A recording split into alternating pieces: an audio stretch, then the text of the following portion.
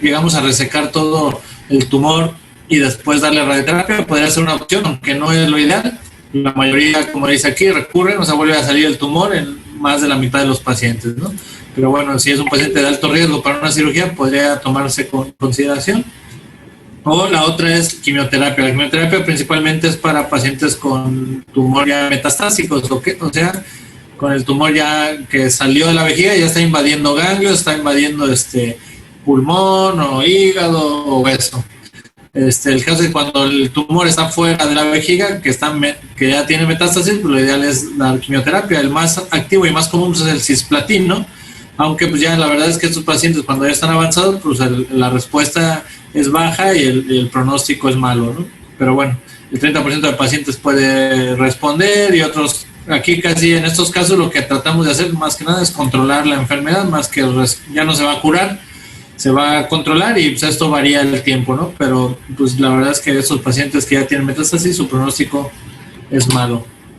Entonces vamos a ver la otra parte de tumores, que son, como dice aquí en la imagen, carcinomas de pelvis renal, carcinomas de uréter, en cualquiera del trayecto. Estos también son uroteliales la mayor parte.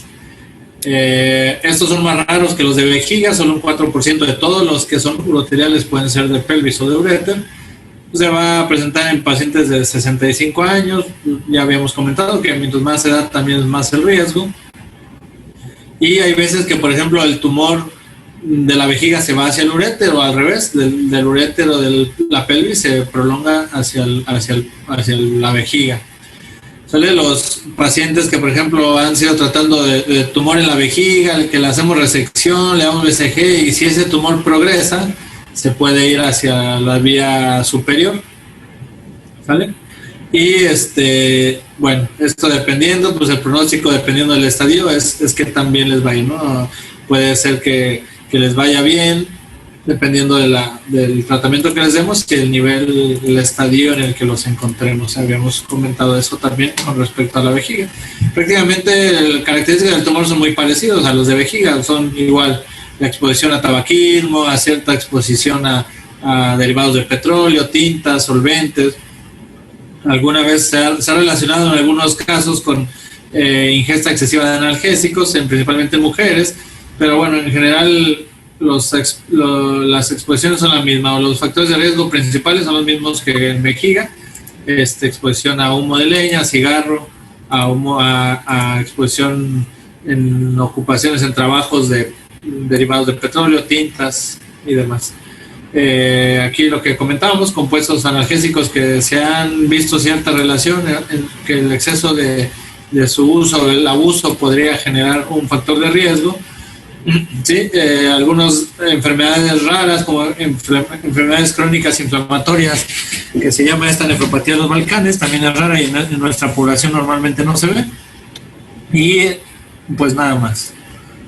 Entonces, aquí, ¿qué pasa? Pues la mucosa, que es el urotelio, que está en la pelvis o el uréter, pues es el que se afecta, la mayoría son uroteliales. Y aquí dice que 90-97% pues son TCC, son así tumores de células transicionales o células del urotelio, que es lo que estamos viendo. Papilomas son tumores benignos, habíamos comentado, y puede ser que de los tumores 15-20% puedan ser papilomas, y algunos se relacionan con carcinoma in situ. Ya aquí las metástasis se van igual a ganglios, a hueso, a pulmón. Los epidermoides son raros, son más raros que en el caso de la vejiga. Habíamos visto que en la vejiga se relacionaban con esquistosomiasis o con infecciones repetidas o sondas. Aquí pues, son un poco más raros que en la vejiga. Y algunos de ellos pueden ser sésiles, que habíamos comentado que son profundos, y estos son más invasivos normalmente o infiltrantes que los otros. Entonces, las características de los tumores en estos tipos o en estos tipos de cáncer de uréter y de pelvis son muy parecidas a la vejiga, a excepción de eso que comentamos, ¿no? De que son menos los epidermoides, en menos proporción. Aquí también los más comunes son uroteliales. Adenocarcinomas son mucho más raros y si se detectan, pues casi siempre son más avanzados en el momento del diagnóstico. Algunos que son, también habíamos comentado en la vejiga, que son poco diferenciados como mesodérmicos, también son raros en este caso, y hay algunos benignos como los papilomas, los pólipos, leiomiomas o angiomiomas. Entonces, pues aquí, como les decía, características generales muy parecidas, Los pólipos fibroepiteliales son benignos, lógicamente. Esto pues, nosotros vamos a ver, ahorita vamos a ver los estudios, vamos a ver un defecto de llenado, que no sabemos si es un tumor o es algo más. Bueno, si es maligno o benigno, pues tenemos que entrar a valorarlo y tomarle una biopsia o resecarlo y mandarlo a estudiar, en dado caso de que tuviéramos esa duda. Sí, aquí también, como se da el caso de los tumores en vejiga, puede ser que son los tumores que se presentan aquí sean metástasis, o sea que el primario venga de otro lado, de estómago, próstata, riñón, mama. En el otro habíamos visto que también el estómago, mama, linfoma sean más comunes. Aquí pueden cambiar algunos. Y aquí se presenta también lo de que algún tumor de a un lado pueda penetrar e invadir esta zona. Por ejemplo, aquí se llaman contiguos.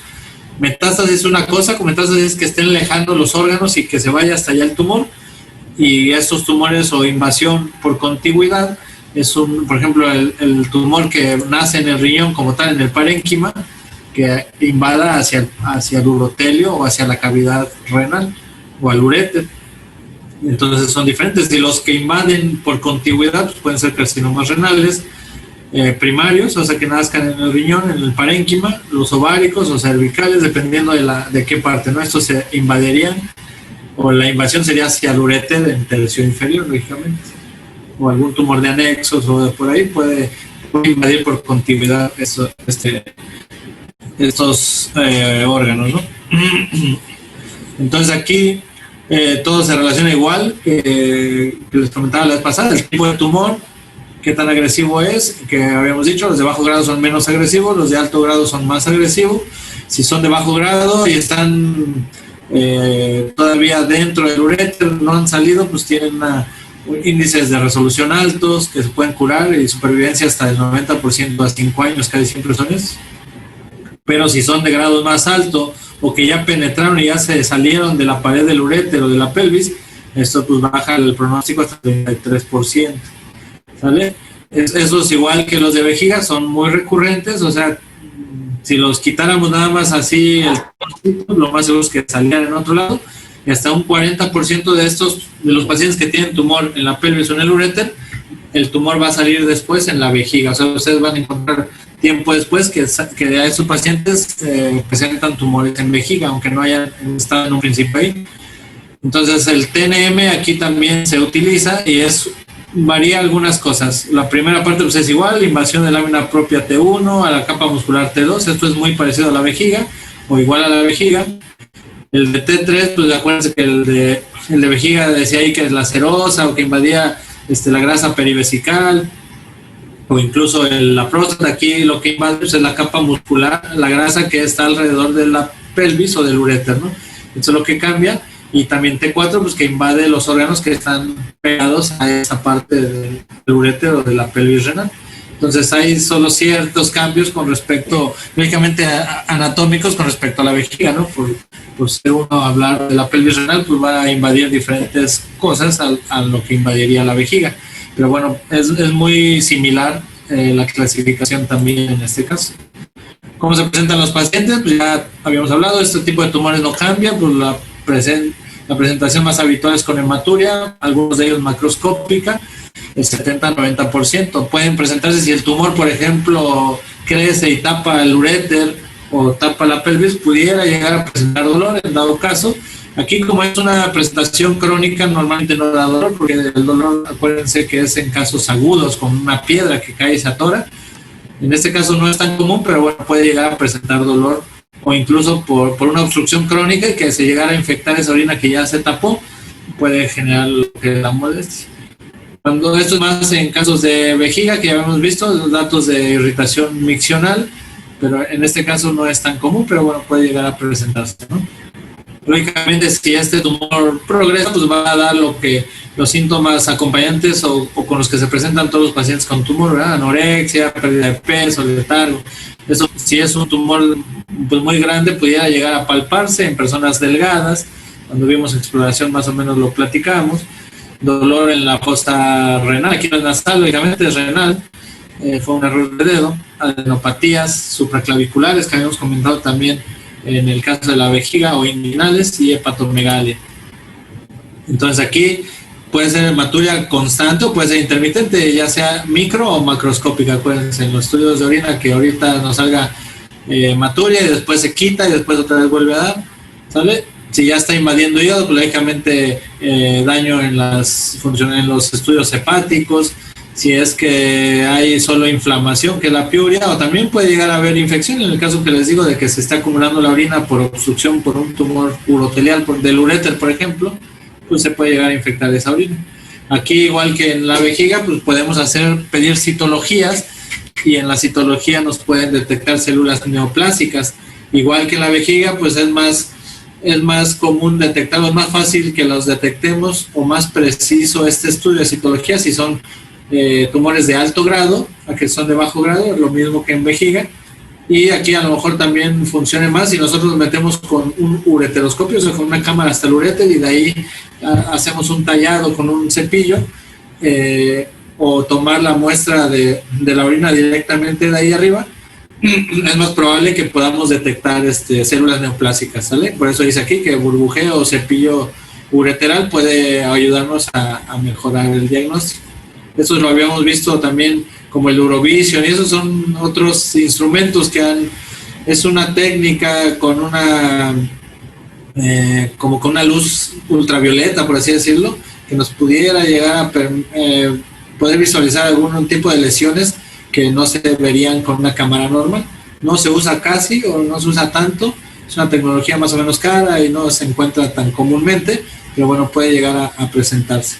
Pero entonces ya tenemos clínica, tenemos laboratorio, tenemos la citología igual que en vejiga, y lógicamente después de aquí vamos a pedir estudios de imagen. Igual en este caso sí requerimos también estudios contrastados para valorarlo.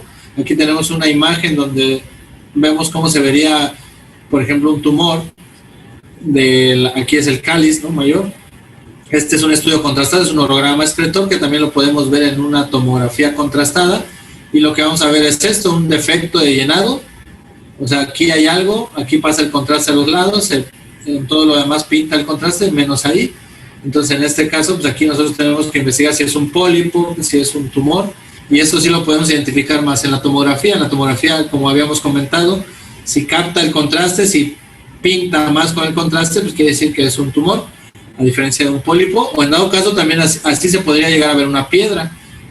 Si hiciéramos en este urograma, podríamos llegar a ver así la piedra. Por eso es mejor ahorita mandar la tomografía, y nos quedan menos dudas de qué sería esto que está ocasionando el defecto de llenado. ¿Sale? Entonces así se describe como un defecto de llenado en la luz del uréter o de la pelvis o del cáliz. Y en el caso de tomografía, como les dije, pues pinta o se intensifica esa señal, ¿sale?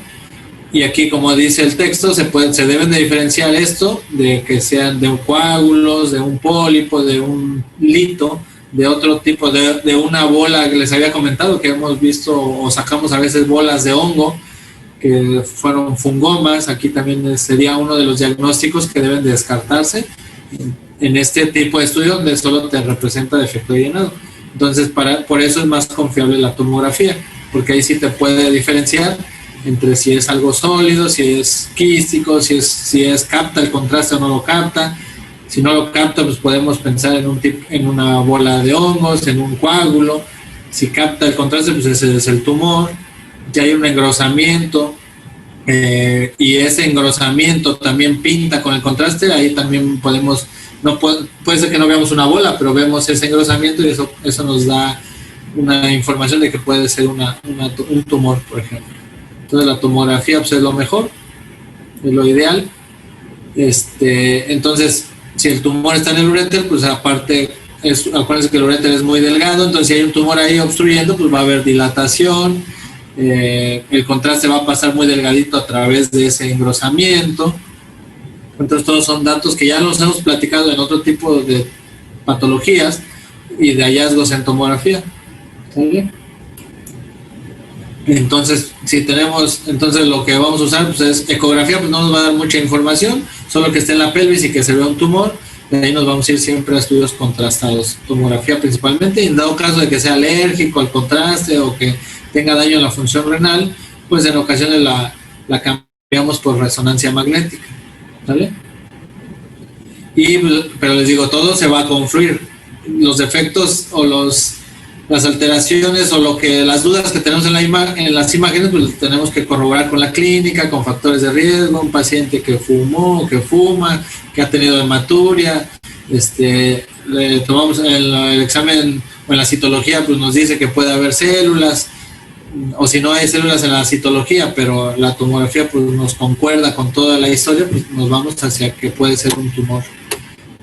O en dado caso, pues si tiene características de piedra, pues una piedra, ¿no? O un coágulo o un pólipo. Entonces todo lo vamos a juntar. Ya si tenemos duda, como les digo, pues tenemos que meter la cámara, revisarlo. Si tenemos dudas a lo macroscópico, pues le tomamos una muestra, una biopsia, o en dado caso, como decía ahí, un cepillado o muestras de orina directo de las cavidades para ver si eso nos sale positivo a la citología principalmente.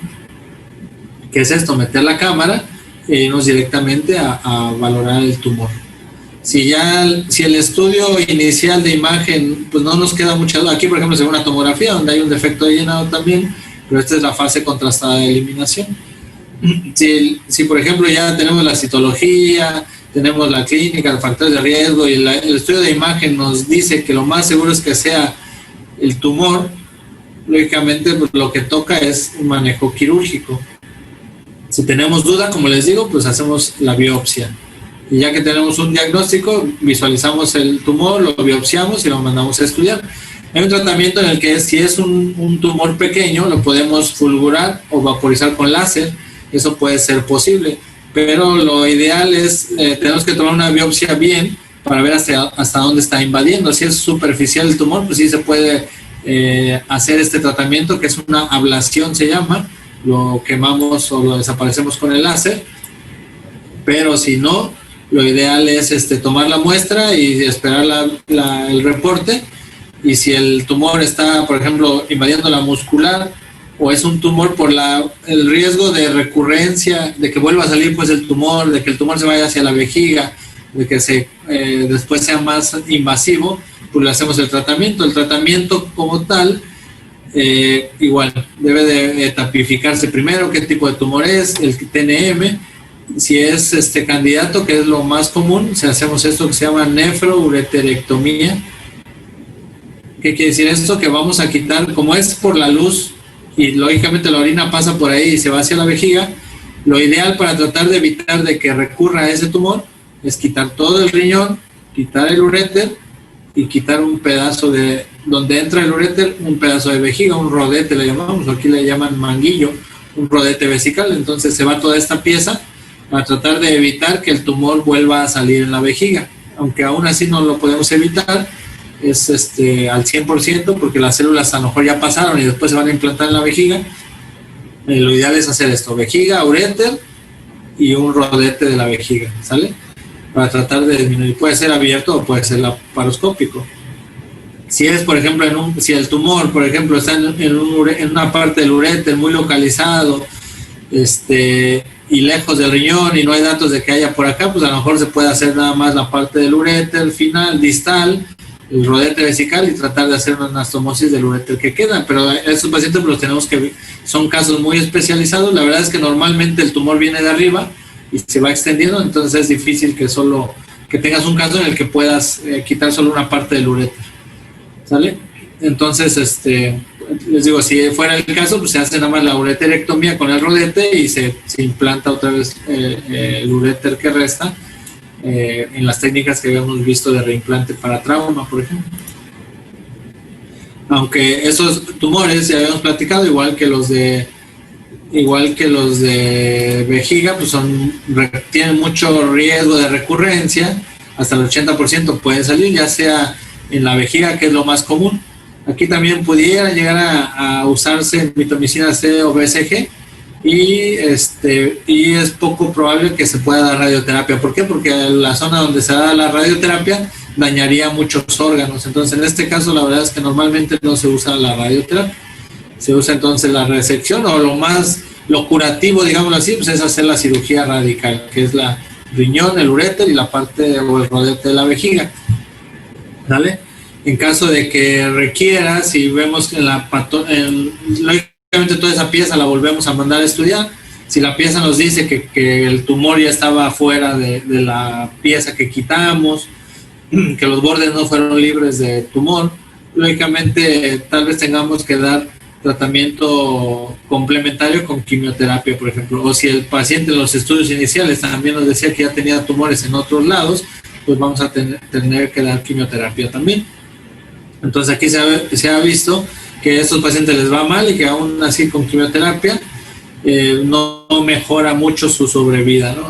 O sea, le digo, eso es lo único que tenemos para tratar de ayudarlos, pero al final de cuentas pues les va a ir mal a estos pacientes. Son tumores muy invasivos que se extienden rápidamente y progresan y se van a otros lugares. Entonces, por eso son importantes estos tumores. Estos tumores, digo, son raros, son más comunes los de vejiga, pero también tienen que saber que existen. Un paciente con hematuria, pues hay que buscarles, ya sea tumores primarios de riñón, que los vamos a ver en otro capítulo, que son los más comunes, que son de parénquima, pero también están estos tipos de tumores de riñón, pero son de cavidades renales, o sea, están por dentro, por la luz, por donde sale la orina, donde se forman las piedras, ahí es donde se forman estos tumores.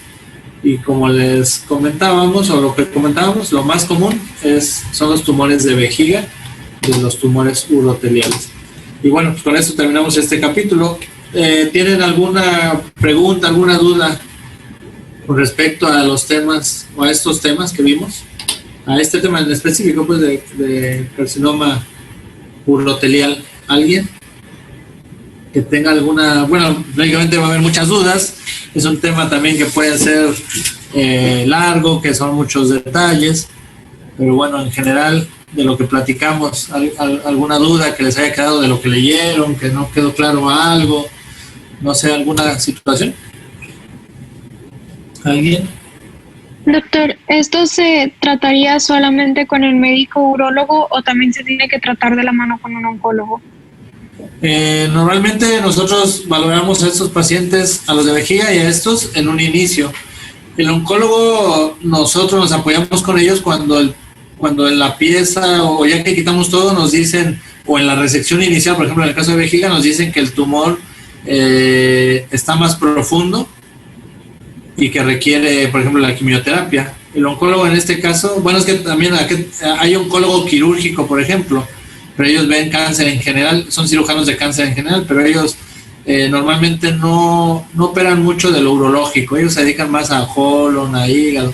Entonces, en este caso, nosotros casi tratamos todos los tumores urinarios y nos apoyamos en el oncólogo cuando requerimos un tratamiento adicional, que sería radioterapia o quimioterapia. Entonces, cuando el tumor ya está más, que ya invadió la pared, que ya se fue más allá de los ganglios, o cuando se fue al pulmón, al hígado, al hueso, en este caso nos apoyamos del oncólogo. Normalmente nosotros tratamos inicialmente a estos pacientes.